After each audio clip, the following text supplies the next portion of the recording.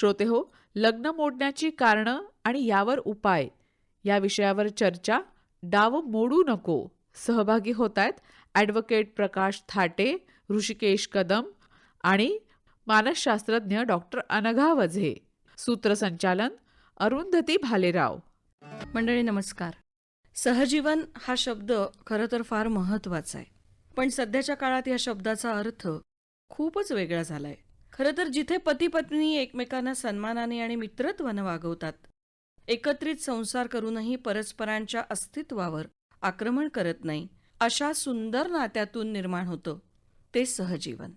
विवाहाची व्याख्या कायदेशीर करार किंवा कुटुंब किंवा नातेसंबंधांना जन्म देणाऱ्या व्यक्तींमधली सामाजिक संघटना म्हणून केली जाते.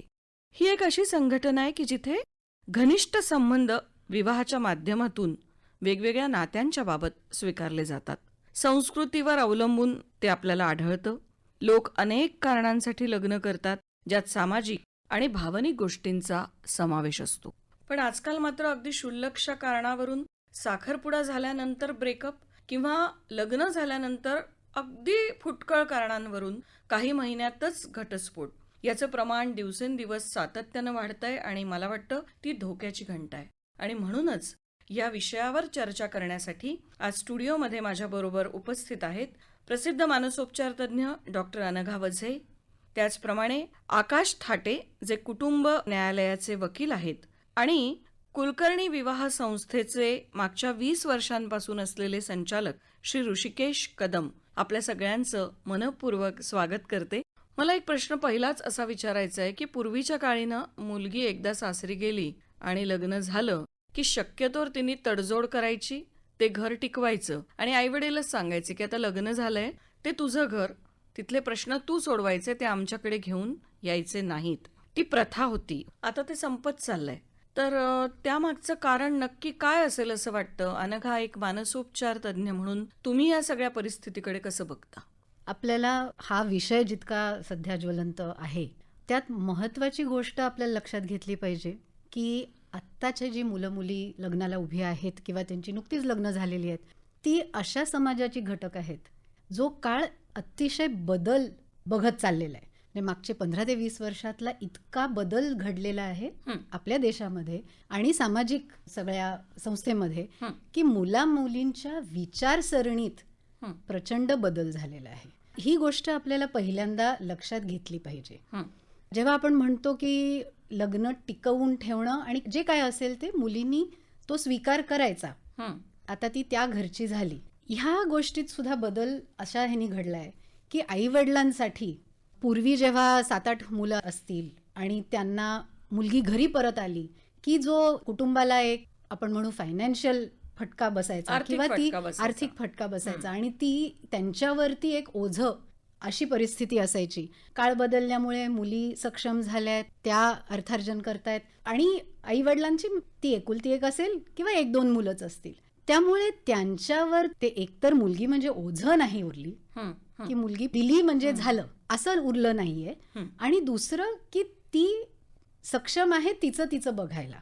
तुम्ही आता म्हणालात की काळ बदलत चाललाय, तरी भावनांमध्ये सुद्धा फरक होत चाललाय ना. मुलं जास्त भावनिक न राहता वास्तविक आणि प्रॅक्टिकल होत चालले आहेत खूप जास्त. तर मग ते कितपत योग्य आहे? जुन्या काळामध्ये आपण म्हणू, जर आपण मुलींच्या बाजूने जर आधी मुद्दा बघितला तर मुलींना तडजोड करण्याशिवाय पर्याय नव्हता. कारण एकदा लग्न झाल्यावर त्यांना ती सिक्युरिटी ही फक्त त्या लग्नाच्या संस्थेतनच मिळायची. आता जेव्हा तडजोड करणं हे फक्त त्या एका व्यक्तीवरती अवलंबून असतं किंवा तिच्यावर जबाबदारी दिली जाते, तेव्हा त्याचे अनेक भावनिक परिणाम त्या व्यक्तीवर होत असतात, कुणीही असो. आणि शेवटी काय होतं की हे भावनिक परिणाम जेव्हा एका व्यक्तीत होतात तेव्हा शेवटी त्या प्रेमाच्या नात्यामध्ये त्यालाच ती भावनिक किंमत मोजावी लागते. त्यामुळे कुठेतरी आजकालच्या मुला मुलींनी जेव्हा स्वतःच्या घरात किंवा समाजामध्ये अशी काही उदाहरणं बघितलेली असतील जवळून, तेव्हा त्यांची मानसिकता आणि त्यांची विचार करण्याची पद्धत ही निश्चितच बदललेली आहे. त्यामुळे तडजोड वाटेल ते झालं तरी मला हे निभावून नेलंच पाहिजे हा आता अट्टहास किंवा ही वृत्ती राहिली नाहीये. पण ना अगदी छोट्या छोट्या गोष्टींवरनं घटस्फोट होतात की जसं तू ब्रेडचा पुडा आण, तो नाही म्हणाला की त्याच्यावरनं ते भांडण विकोपाला जातं आणि घटस्फोट होतो. म्हणजे काळ बदलला, मुलगी स्वतंत्र झाली किंवा मुलगा स्वतंत्र झाला म्हणून जराही तडजोड करायचीच नाही का मग कुठे? जेव्हा पूर्वापार एखादी पद्धत चालू आहे, आपण म्हणू पुरुषप्रधान संस्कृती आपल्याकडची अजूनही आणि बऱ्याच ठिकाणी आहे, पण जेव्हा एका पद्धतीने एका ढाच्यातनं हे रोल्स मुलीचे आणि सुनेचे, मुलाचे, जावयाचे हे जेव्हा जसे होते ते आता त्या ठराविक ढाच्यामध्ये मुलं मुलीच बदलल्यामुळे ते उरले नाहीत. त्यामुळे छोटी छोटी कारणं जेव्हा अचानक कुठेतरी समाजात बदल घडतो तेव्हा बऱ्याच वेळेला रिॲक्शन सगळ्यांची ही दुसऱ्या टोकाला जाते. म्हणजे आपण म्हणू एका एक्स्ट्रीमपासून दुसऱ्या एक्स्ट्रीमपर्यंत जेव्हा बदल सुरू होतो तो पहिला तिथे जातो, मग कुठेतरी तो स्थिरावतो, मधलं काही होतच नाही, मग तो हळूहळू यायला लागतो. जेव्हा त्या एक्स्ट्रीमचे आपण म्हणू कॉन्सिक्वेन्सेस त्यांना भोगायला लागतात, दुष्परिणाम भोगावे लागतात किंवा समाजाला हे भोगावं लागतं, तेव्हा हळूहळू परत लाट उलट येते आणि कुठेतरी मग मध्ये ना फक्त जुनं ना फक्त नवीन अशी ती मध्ये स्थिरावते लाट. तो काळ आपल्याला अजून यायचा आहे असं आपण म्हणूया. ऋषिकेश, तुम्ही विवाह संस्थेच्या माध्यमातून मागचे 20 वर्ष मुला मुलींचे लग्न जुळवण्याचं काम करताय. तर एकसूर आता आम्हाला असाही सतत ऐकायला मिळतो की मुली खूप शिकतात, एकुलत्या एक असतात आणि त्यामुळे मुलींची तडजोड करायची तयारी नसते, त्यांची स्वतःची ठाम अशी मतं आहेत. ह्याबद्दल तुम्हाला काय वाटतं? प्रत्येकाचं आता ठाम मत तर असतंच. म्हणजे आता जेंडर इक्वॅलिटीकडे आपण बरंच वळलो.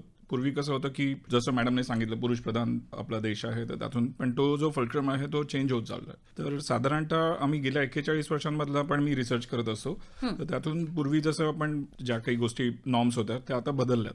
तर मुलींची मतं ठाम असणं, जसं मुलींच्या बाबतीत मुलगी शिकली प्रगती झाली अशा प्रकारचे जे बरेचसे आपल्या गव्हर्नमेंटने ज्या हे केलं होतं, शिक्षण महत्त्वाचं केलं होतं. आता ह्याचं थोडंसं मी बॅकग्राऊंड सांगतो तुम्हाला. भारतामध्ये फॉरेन इन्व्हेस्टमेंट्स यायला लागल्या. त्याच्या अगोदरचं जे शिक्षण होतं ते फक्त काय होतं की आर्ट्स, ग्रॅज्युएट, कॉमर्स या पद्धतीचं होतं. कोणीतरी क्वचितच हुशार मुलं असायची, ती डॉक्टर्स, इंजिनियर्स बनायचे आणि त्यांना व्हॅल्यू होतं. पण जेव्हापासून मार्केट ओपन झालं 91 पासून, त्यावेळेस फॉरेन इन्व्हेस्टमेंट्स पण वाढलेत आणि आपल्या देशाचे ज्या नीती होत्या की फॉरेनच्या पॉलिसीज असतात त्यात बदल झाला. फॉरेन इन्व्हेस्टमेंट आल्यामुळे काय झालं की इथे जो काम करणारा वर्ग होता तर त्याच्यात पण तुम्हाला पाहायला मिळेल की त्यांना हवं असलेलं शिक्षण MBA झालेत, चार्टर्ड अकाउंटंट झालेत, वेगवेगळ्या पद्धती शिक्षणामध्ये आल्यात आणि शिक्षणामध्ये आल्यानुसार मग त्यांना मॅनपॉवर पण तशीच असायला हवी. आणि इतके वर्ष कसं पुरुष प्रधान हा देश होता, परंतु त्यात वुमेन जो 50% जो आहे आपला रेशिओ, 50% ज्या वुमेन्स आहेत, तर तो कुठे अनटॅप्ड होता. गव्हर्नमेंटच्या पॉलिसी तशा आल्यात की वुमन्सना शिकवलं पाहिजे आणि त्याचा परिणाम 1991 पासून जो झालाय तो आता आपल्याला पाहायला मिळतो. गेल्या 30 वर्षांमध्ये वुमन्सची कशी प्रगती झाली, तर तो पण आपला एक असेट आहे. तर त्यामुळे मुली शिकल्यात, कोणी डॉक्टर्स झाल्या, कोणी MBA झाल्यात, कोणी CA झाल्यात, कोणी पायलट झाल्यात. इतका स्कोप नव्हता त्यावेळेस, तो आता यायला लागला. त्यामुळे काय होतं, वडिलांचं अर्थार्जन जसं होतं, वडिलांवर जे होतं त्यांचं सॅलरी 5,000 पासून 20-25 हजारापर्यंत असायच्यात. परंतु हे शिकल्यामुळे किंवा फॉरेन इन्व्हेस्टमेंटमुळे जो पैसा आला त्याच्यामुळे सगळ्यांची सॅलरी वाढली आणि जो आता यंग इंडिया म्हणतोय त्याच्यात मुली पण स्वावलंबी झाल्यात आणि त्यांचं पण सॅलरी मुलांपेक्षा कदाचित आत्ताच्या घडीला जास्त असतं. तर तो लग्नाच्या बाबतीत विचार पद्धती जी असते त्यामध्ये अभ्यासक्रमातच त्यांना रिसर्च किंवा पोटेन्शियल कळतात की पुढे जाऊन आपण काय करणार आहोत. जसा काळ बदलला तर त्यानुसार हे जे भावनिक विश्व आहे किंवा समाजाला बांधणारं जो लग्न ही प्रक्रिया आहे त्याच्यात बरेचसे अर्थ झालेत आणि त्यांना समजू लागलं मुलींना की या सगळ्या गोष्टी आहेत. तर हा बदल मी गेल्या 20 वर्ष जो प्रॅक्टिस करतो आहे विवाह जुळवण्याचं, हे मला प्रकर्षाने जाणवलं. आता मुलींची फ्युचरचं प्लॅनिंग असतं, आपलं लाईफ कसं जगावं किंवा ते एकमेकांना आता विचारू लागलेत की आपण कसं स्पेंड करणार, काय करणार. आणि आता जसं मुलींचे पण विचार लक्षात घ्यावे लागतात आणि पालक पण तसे बदललेले आहेत. तर याच्यावर सोल्युशन तसंच आहे की मुली पण विचारतात, ठाम मतं त्यांची कशी असतात, तर ते तितक्या कॉन्फिडंट झालेले आहेत. आणि खूप प्रॅक्टिकल म्हणजे वास्तविक त्याच्यामध्ये विचार असतो की ना मी काही वर्ष आडनाव बदलणार नाही. सुरुवातीच्या काळी कसं होतं की एकदा ती सासरी गेली की ते सर्वस्व ती मानायची, तोच नवरा आपला, तेच घर आपलं आणि सगळं. आता ती म्हणते की लग्न झाल्यावर काही वर्ष मी बँकेचं आपलं अकाउंट जॉईन नसेल, मी आडनाव बदलणार नाही, कारण समजा आपलं पुढे नाही पटलं तर कागदपत्रांवर पुन्हा मला सगळीकडे नाव बदलावं लागेल. मग सुरुवातीपासूनच ही नकारात्मकतेची थोडीशी असुरक्षितता कुठेतरी मनामध्ये असते आणि मग असे सुद्धा स्टेप्स घेतले जातात. याचा तुम्हाला कसा अनुभव येतो लग्न ठरवताना? पूर्वी कसं होतं की आधार कार्ड किंवा या साऱ्या गोष्टी आल्यात की तुम्ही बँकेला लिंक करायला हव्यात किंवा काय. तर आता माझा कन्सर्न जो आहे तो अरेंज मॅरेज बद्दल मी सांगतोय. लव्ह मॅरेजच वेगळा असतो. ऍक्च्युली लग्न जुळतात ना अरेंज मॅरेज करतेवेळी, तर त्यांनी हा डिसिजन जेव्हा लग्नाचा घेतात त्यावेळेस त्यांनी खूप विचारपूर्वक करावा आणि शांततेत करावा. एकमेकांशी एकदाच दोनदाच भेटून नाही, किमान 5 ते 6 वेळा राऊंड तुम्ही भेटा आणि त्यातला तुम्ही एकमेकांशी शांतपणे फ्युचर प्लॅन डिस्कस करा आणि त्यानंतरच डिसिजन घ्या. तर हा प्रॉब्लेम उत्पन्नच होणार नाही की बाबा बँक अकाउंट मला ओपन करायचंय की नाही किंवा मला नाव चेंज करायचं नाही काही. तर ते तुम्ही एकमेकांशी अंडरस्टँड करा की याचं म्हणजे आन्सर काय असू शकतं, की का असं वाटतं. बरोबर बरोबर. ह्यात मला एक मुद्दा मांडावा असा वाटतो की जिथे मुलींना पर्याय उरला नाही, जसं तुम्ही म्हणालात, अशी आता परिस्थिती नाहीये. दुसरं की आपल्या समाजात नशीब हे खूप मोठा भाग मानला जायचा आणि आताच्या बदलत्या काळामध्ये हा विचार किंवा ही विचारसरणी निश्चित बदललेली आहे. जर माझं वास्तव बदलण्याची शक्ती ही माझ्यात आहे, असंच असताना जर माझं वास्तव मला सुख देत नाहीये किंवा माझ्यावर अत्याचार होत आहेत किंवा माझी तिथे कदर नाही, असं मुलांना किंवा मुलींना जेव्हा वाटतं तेव्हा मी हे का बदलू नये, अशी साधारणतः विचार पद्धती जी पूर्वी नव्हती ती आता येऊ लागली. लव्ह मॅरेज असो किंवा अरेंज मॅरेज, जितक्या भावनिक ओलाव्यानी त्याची सुरुवात होते, नंतर खटके कधी उडतात जेव्हा वास्तव समोर येतं किंवा ह्या औपचारिक गोष्टी जेव्हा आढळतात आणि तिथे जेव्हा एकमेकांचं पटत नाही असं कळतं किंवा एकमेकांना हे सोसत नाहीये, त्या वेळेला मात्र मग शेवटी परिणाम होतो हा भावनिकतेवरच. त्यामुळे जसं कदम सर म्हणाले तसं सुरुवातीलाच हे लक्षात घेऊन जितकी आपण म्हणू रिस्क कमी करता येईल की मूलतःच आपली मतं पटत नाहीयेत किंवा आपली विचारसरणी एक नाहीच आहे किंवा आपल्या आयुष्याकडनं आणि जोडीदाराकडनं अपेक्षित हे वेगळंच आहे, तर ते आधीच ओळखून घेतलेलं बरं ना की नंतर जाऊन काही प्रश्न होण्यापेक्षा.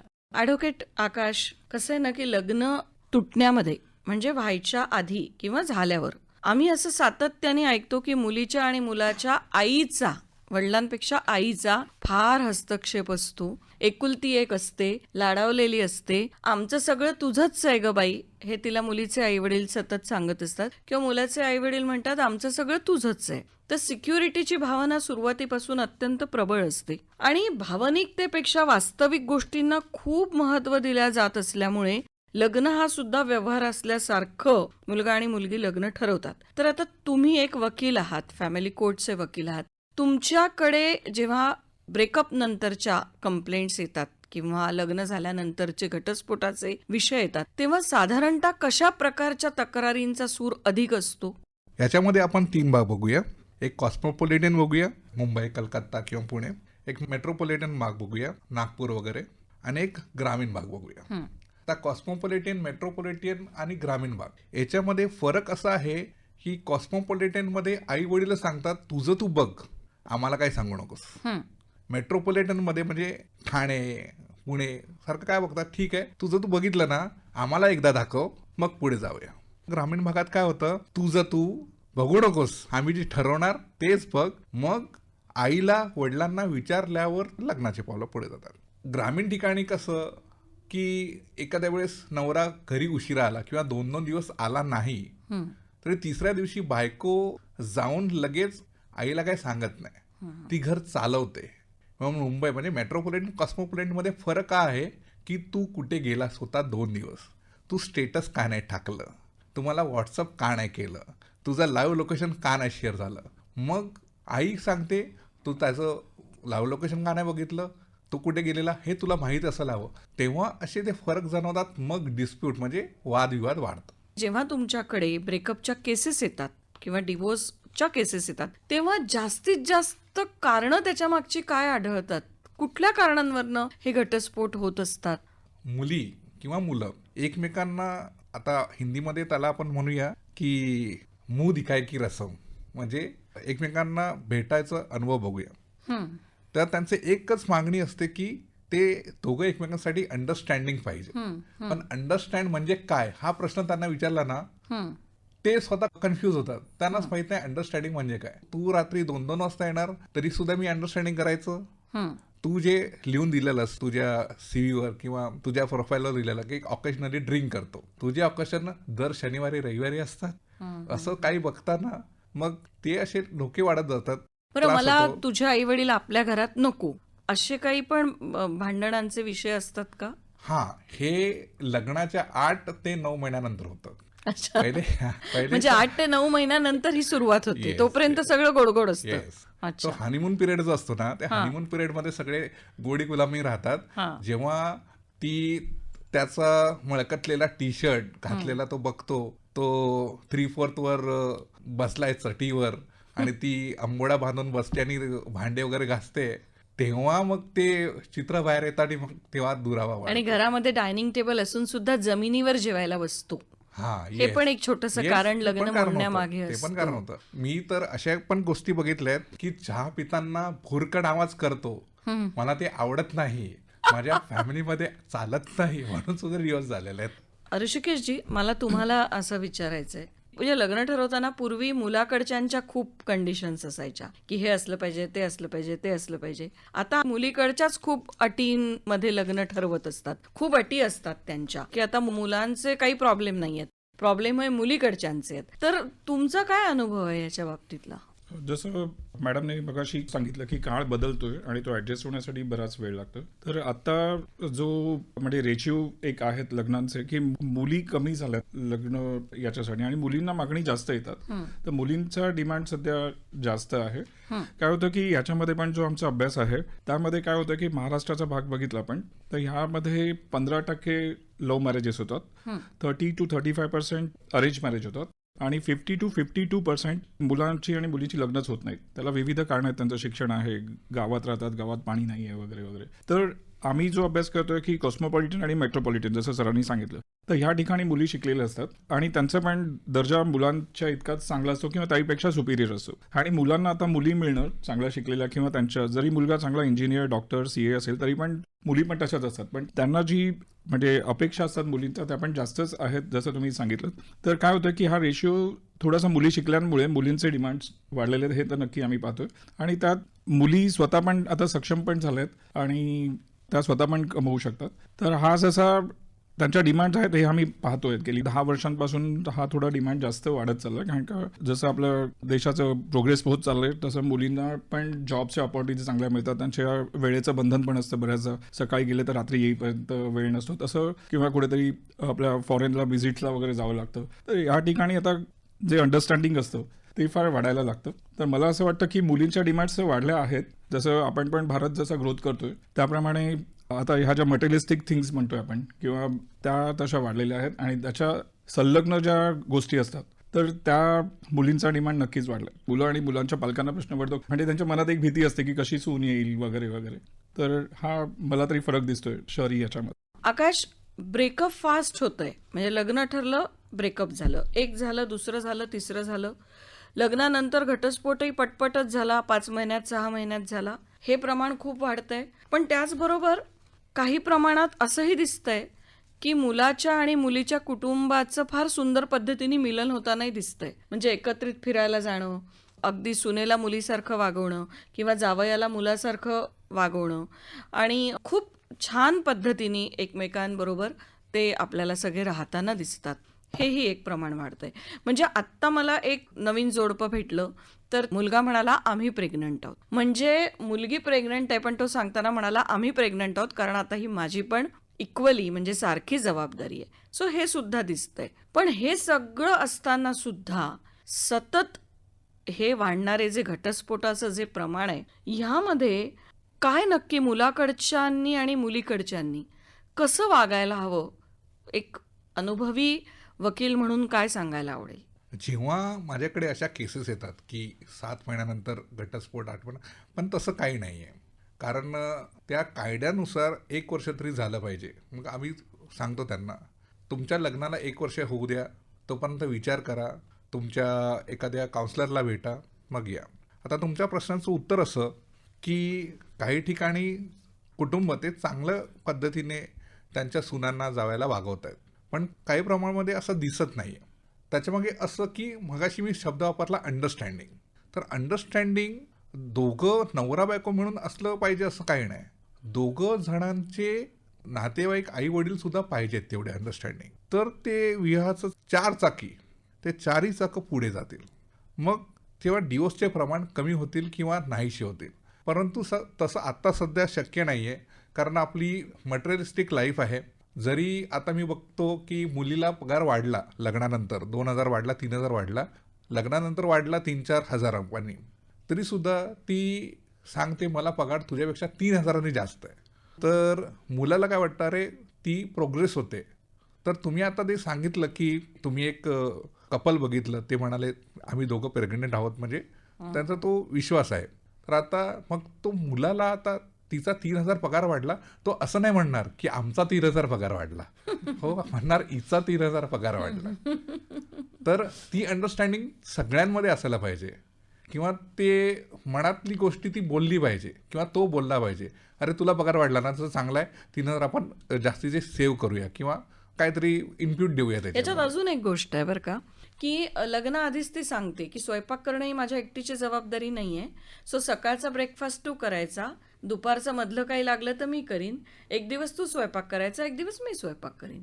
सो मला वाटतं इतकं सुद्धा व्यावहारिक गोष्टी आता चालतात. हां, तर अनघा, मला तुम्हाला एक डॉक्टर म्हणून हा प्रश्न विचारायला आवडेल की आता असं एक सुरुवात झाली आहे की अरे बाबांनो, आधी तुम्ही एकमेकांबरोबर काही वेळ घालवा, एकमेकांना खूपदा भेटा, एकमेकांशी खूप बोला, एकमेकांना सतत भेटत राहा, एकमेकांना समजून घ्या, मग त्याच्यातनं लिव्ह इन रिलेशनशिप जन्माला आलं. मला असं वाटतं वर्षानुवर्ष राहिल्यानंतर सुद्धा अनेक वेळेला माणसं आपल्याला कळत नाहीत की नक्की कसे आहेत. अगदी नवरा सुद्धा कळत नाही की तो नक्की कसा आहे. तर असं 4 आणि 6 महिन्यात किंवा 2 वर्षाच्या लिव्ह इन रिलेशनशिपमध्ये किंवा 7 आणि 8 भेटीत एकमेकांना कळून घेणं इतकं सहज शक्य आहे? निश्चितच नाही. पण हे आपल्याला समजून घेणं मुलामुलींच्या दृष्टिकोनातनं सुद्धा गरजेचं आहे, की जिथे आपण पूर्वीची प्रथा अरेंज मॅरेजची की कुटुंबियांनी ठरवून मुलामुलींची लग्न लावून दिली, तिथे त्यांना फारसा वाव नव्हता एकमेकांना समजून जाणून घ्यायचा. मग जी लॉटरी लागेल ती लागेल. पण आताची जी मुलं मुली आहेत ती ह्या विचारातनं पुढे गेलेली आहेत, आणि त्यांची विचारसरणी अशी पुढे गेली आहे की आधीच जे रेड फ्लॅग्स असा हा त्यांच्या वापरातला शब्द आहे, की ते आधीच दिसले तर आपण पुढे जायचं नाही. मुलं मुली जे लिव्ह इन रिलेशनशिप्समध्ये आहेत, समाजात हे दिसतंय की हा लग्नाला पर्याय म्हणून नाही, ही लग्नाच्या आधीची एक स्टेप म्हणून मुलं मुली हा पर्याय निवडतायत, की आधी आपण काही महिने एकत्र राहू, समजून घेऊ, जाणून घेऊ, आपलं जुळतंय का बाबा, म्हणजे कायदेशीर शिक्का आपल्या नात्याला लागण्याआधी आपण प्रयत्न करू, आणि मग सगळं चांगलं झालं तर 2-3 वर्षात लग्न करूया ना. तर लिव्ह इन रिलेशनशिप्स हे, आणि हे शहरात जास्त दिसतं, हे ग्रामीण भागात नसावं बहुधा, हे ह्या हेतूनेच मुलं मुली ह्यात शिरतात की आपल्याला लग्न करायचं आहे, पण आपल्याला तो ब्रेकअपचा शिक्का नकोय किंवा त्याचा त्रास नकोय, तर आपण आधी एकमेकांची ओळख करून घेऊया. पण तुझ्या प्रश्नानुसार कुणीही आपल्याला सहजीवन अनेक वर्षाचं असलं तरी 100% माणूस ओळखता येत नाही, आणि हे आपल्याला दिसतंच. त्यामुळे 2-3 वर्ष एकत्र राहिले म्हणून किंवा 6 महिने एकत्र राहिले म्हणून ते एकमेकांना ओळखून घेतात का पूर्णपणे, तर नक्कीच नाही. पण जो काही पाया दिसतोय, जो काही फाउंडेशन एकमेकांच्या स्वभावाचं दिसतंय, तेवढ्या वेळात ओळख होतीये, तो पुरेसा आहे पुढे आयुष्य न्यायला. हा त्याच्या मागचा विचार आहे. पण मला असं वाटतं त्याच्यामध्ये अनेक धोके सुद्धा आहेत. कारण असं लक्षात येतं की लिव्ह इन रिलेशनशिपमध्ये मग ते मर्यादित राहत नाही, त्याचा एक टोक सुद्धा गाठल्या जातं. ते सगळं झाल्यानंतर आता टाटा बाय बाय पण केल्या जातो, की झालं, संपलं, मजा झाली, बाय बाय. तर हे सुद्धा एक प्रकारे धोक्याचंच आहे. ऋषिकेशजी, मला तुम्हाला विचारायला आवडेल की मग कालांतराने लग्न होणारच नाहीत आणि लिव्ह इन रिलेशनशिपमध्येच राहूया, म्हणजे कुणीच कुणाच्या बंधनात फार काही अडकायला नको, गुंतुनी गुंत्यात सारा रंग माझा वेगळा किंवा पाय माझा मोकळा, अशा पद्धतीनेच मग लग्न हे पुढे चालत राहील का? काय वाटतं तुम्हाला? भारतीय जी संस्कृती आहे, ज्यातून लग्नाचे जे आपण पाहत आलो आतापर्यंत, जे पुराण काळापासून आतापर्यंत, तर भारतामध्ये लिव्ह इन रिलेशनचा आता जो हा पर्याय आहे, म्हणजे पूर्वी भारतामध्ये त्याला वेगळं नाव असू शकतं, म्हणजे अशा राहण्याला, पण लिव्ह इन रिलेशनशिप हा पाश्चिमात्य कंट्रीतला एक प्रकार आहे.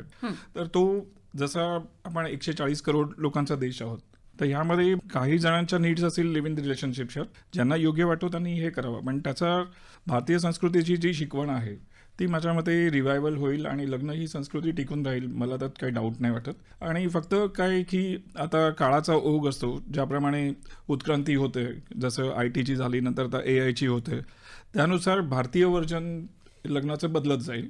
आता सोहळे वगैरे त्याच्यावर जास्त इम्पॉर्टन्स दिलं जातं, पण लग्न करताना स्व ओळख होणं प्रत्येकाला गरजेचं आहे. म्हणजे ज्या माणसांना स्वतःची ओळख असेल आणि आपल्याला पूरक असं जे लाईफ पार्टनर असणार, तर ते चाणक्यरित्या ते पार्टनरशिप म्हणजे अशा प्रकारचे गुण असणारे मुलं मुली पाहिलं तर त्यांची लग्न जास्त टिकतील.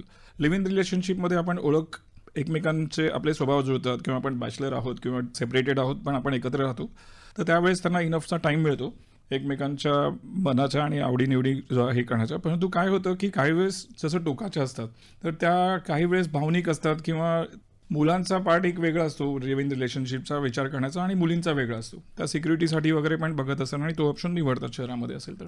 परंतु बरेचसे त्याचे तोटे पण दिसून येतात. आता बरेचसे आपण पेपरमध्ये केसेस वाचतो, लिव्ह इन रिलेशनशिपमध्ये राहणारे आहेत, तर त्या मुलीचं मर्डर झालं. तर मला असं नाही वाटत की काही लग्न ही जी संस्कृती आहे भारतातली ती काही वेगळी होईल, ती पण ग्रोथ होईलच. आणि म्हणजे दोन्ही समपातळीवर ग्रो होईल असं तुम्हाला वाटतंय की लिव्ह इन रिलेशनशिप थोडंसं कमी राहील, हम्म. परंतु जो समाजाचा घटक आहे, आपल्यासारखी जी मंडळी आहेत जी काम करतात त्याच्यावर, त्यांना खूप काम करण्याची गरज आहे, म्हणजे याच्यावर आहे. आणि समाज टिकण्यासाठी, भारत ग्रोथ करण्यासाठी लग्न ही विवाह संस्था ही फार समाजाचा मूळ घटक असतो, नवरा आणि बायको. तर आपल्या संस्कृतीनुसार ती टिकणं गरजेचं आहे आणि ती नक्कीच टिकेल. आकाश, लिव्ह इन रिलेशनशिप हे आता खूपच वाढताना दिसतंय आणि हे लिव्ह इन रिलेशनशिप फार महत्वाचं होऊन बसेल का, काय वाटतं? आता ज्या लग्न संस्था आहेत त्याची डेफिनेशन रिडिफाईन करण्याचं म्हणजे पुन्हा त्याला वेगळं अर्थ द्यायची गरज आहे. आता लिव्ह इन करणारे लोक कुठे आहेत? पुन्हा 3 पायऱ्या आपल्याला बघाव्या लागतील: कॉस्मोपॉलिटन, मेट्रोपॉलिटन आणि ग्रामीण भाग. कॉस्मोपॉलिटनमध्ये आहेच आहे. मी स्वतः बघितलेत, माझ्याकडे कपल्स येतात, सांगतात आमचं लिव्ह इन रिलेशनशिप करायचं आहे, पण तिनी किंवा त्यांनी माझ्या कुठल्या पण प्रॉपर्टीवर, माझ्या गाडीवर काय हक्क वगैरे सांगू नका.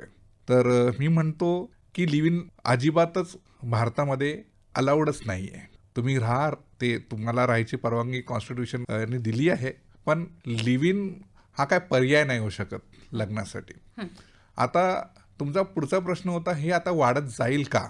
याचं उत्तर ठामपणे हो आहे. कारण कसं, आता ग्रामीण भागात सुद्धा ICSE CBSE स्कूल निघत आहेत. ठीक आहे, म्हणजे त्यांच्याकडे पण तशा प्रकारचे आधुनिक सगळं पोचतं आहे, म्हणजे शिक्षण पोचतं आहेत, विचार पोचत आहेत. मग जसे आता मोबाईल सगळीकडे आहेत, ग्रामीण भागापासून तर शहरापासून सगळीकडे मोबाईल आहे, दुसरी स्त्रीच्या मुलांकडे पण मोबाईल आहेत. तर ते काय वेळ नाही लागणार, याच्या 5-7 वर्षात ते लिव्ह इन रिलेशनशिप कॉमनच होऊन जाईल असं मला वाटतं. नाही, पण मी तरी पण सांगते की ग्रामीण भाग मी खूप बघितलाय आणि आजही ग्रामीण भागामध्ये मुली संध्याकाळी 7च्या आत तुम्हाला घरी आलेल्या दिसतात. त्या विशेष चौकट ओलांडताना दिसत नाही. समाजाचा म्हणजे तिथे राहणाऱ्या अवतीभोवतीच्या लोकांचा एक वेगळा दरारा किंवा तिथल्या वातावरणाचं नियंत्रण त्यांच्यावर नकळत सातत्याने होताना दिसतंय. त्यामुळे मला नाही वाटत. अनघा, तुम्हाला काय वाटतं, लिव्ह इन रिलेशनशिप हे वाढत जाईल का? मलाही वाटतं हे वाढत जाईल. मात्र त्यामुळे लग्न संस्था ही धोक्यात आहे का, तर माझं मत नाही आहे. लग्न अजूनही, माणूस हा सोशल ॲनिमल म्हणतो आपण, म्हणजे प्रत्येकाला आपलं कुणीतरी हक्काचं असावं हे अजूनही मुलामुलींना वाटतंच आणि ते वाटतच राहणार. पण ते फार मर्यादित हक्काचं असावं असं वाटतं. त्यात ते डेफिनेशन्स जसं आत्ता आकाश म्हणाले तसं ह्यात लग्न संस्था ही बदलत चालली आहे आणि त्याचे आराखडे आपल्याला थोडे विस्तारायला हवेत. हे जेव्हा आपण लक्षात घेऊ, एस्पेशली पालक, तेव्हा ह्या सगळ्याच लग्न संस्थेकडे बघण्याचा तरुण पिढीचा दृष्टिकोन हा जास्त ओपन आणि जास्त ॲक्सेप्टिंग होईल, जो आत्ता आपल्याला वाटतं की बहुतेक नॅरो डाऊन झालेला आहे. तर ह्यात बदल हा निश्चित होणारच आहे. पण लिव्ह इन रिलेशनशिप्स जरी वाढले तरी त्याच्यामुळे लग्न संस्था धोक्यात येईल असं मला नाही वाटत. बर, मला असं परत वाटतं की लिव्ह इन रिलेशनशिपचा जो मुद्दा आहे, तरुण लोकांमध्ये जे लिव्ह इन रिलेशनशिप कडे बघितलं जातं ते आजही त्यांना भाड्याने घर घेताना त्रास होतो आणि अजूनही समाज इतकाही पुढारलेला नाहीये की ते सहज समाज स्वीकारेल. आकाश, तुम्हाला काहीतरी मला वाटतं बोलायचंय. येस. ताई, मगाशी तुम्ही सांगितलं की आता सुद्धा ग्रामीण भागातल्या स्त्रिया सातच्या आत घरी येतात.